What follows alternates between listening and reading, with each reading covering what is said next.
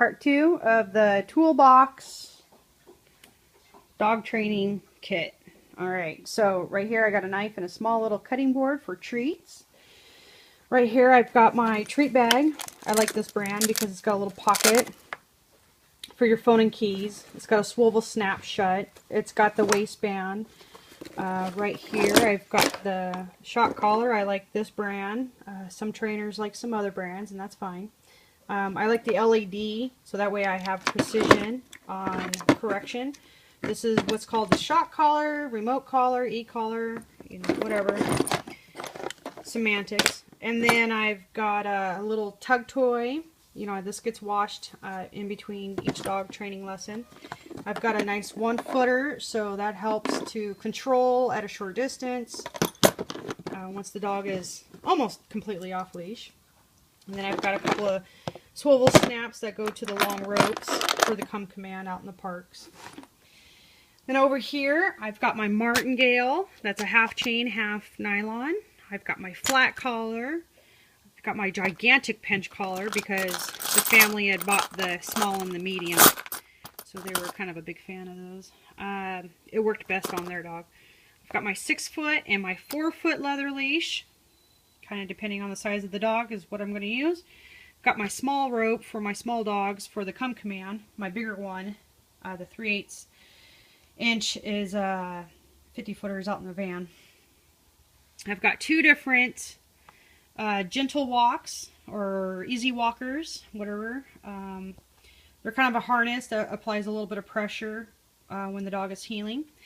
Got a couple of different choke chains for a dog that just might need to use those, or if I've got an owner that is able to use those, because those can cause some damage if they're not used right. So you gotta be really careful on those. I've got a fur saver just in case. Not that I've never used that on a dog, but just in case. I've got a gentle leader, you know, so if an owner wants to use it, we can get their dog trained on it. We can go over, you know, the training tool or the training guide that comes with it. I've got a quick slip lead. That's more for emergencies if I ever see a stray dog and I need to grab him real quick. I've got I think his name is Don or Dan or something, Sullivan. It's a plastic little pinch collar. Let's see if the phone will focus in on this. No, it's not going to focus. What does it say? Oh, it's just a little dog. Anyways, plastic pinch collar. I kind of like it. It's not as, what do you want to call it, alarming as the pinch one, the metal one, but, you know, whatever. Got a couple of different clickers. I got some from Learberg. They're pretty nice whenever they send me things. That's kind of loud. That can, I don't know, maybe from across the park or something. That's pretty loud. I don't even know if they still have them. Got my clicker. It's a Karen Pryor one. I like it. I like this one. I put it on my wristband, so that way I can have some empty, if I need my hands empty. Then I've got the one from, oh, what's her name? Terry, I think. I think she actually lives around this area. It's from Premier. I have this one, and then I have the one that has the little wand at the end, so I can use it for pointing out things when I want my dogs to do something from a distance. And then I've got an extra one, so in case the owner wants to use it, you know, we can get them started if they want to do a clicker. Then I've got my little pet corrector. I like to use that whenever I'm on walks, and I've got some ill-behaved dog / owner team. Dogs that want to come at us. I'll change their mind. It's just some high pressure air. It doesn't hurt them, it just hurt their feelings. Yeah, see the dogs in the crate just jumped up there like, what the hell? So, and then most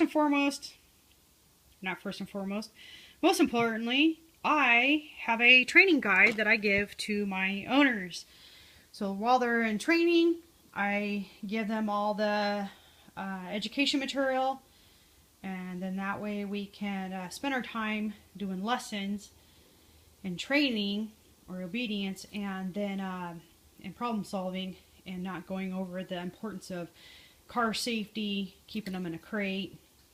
Let's see, you know, food control, over petting, you know, things like that. So all the materials they can read, I give that to them.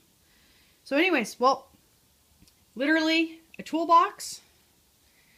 This gets taken to the owner's home. This sits in my car during my lessons or when I'm at a park training.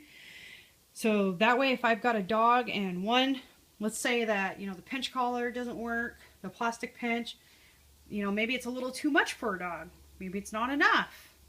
I can always go to a gentle leader or an easy walker, or I can go to a choke chain, martingale, pinch collar, leather leash. I need that for training. Rope for the long distance come command. That's an insurance policy. I don't do off leash until they're 100%. And even then you have to be careful. And then you've got your e-collar, treat bag, your 1-footer. Oh, and most importantly, how about your voice? That's considered as a tool. You know, your voice, your eye contact, some praise. You know, that way the dog isn't dependent on treats.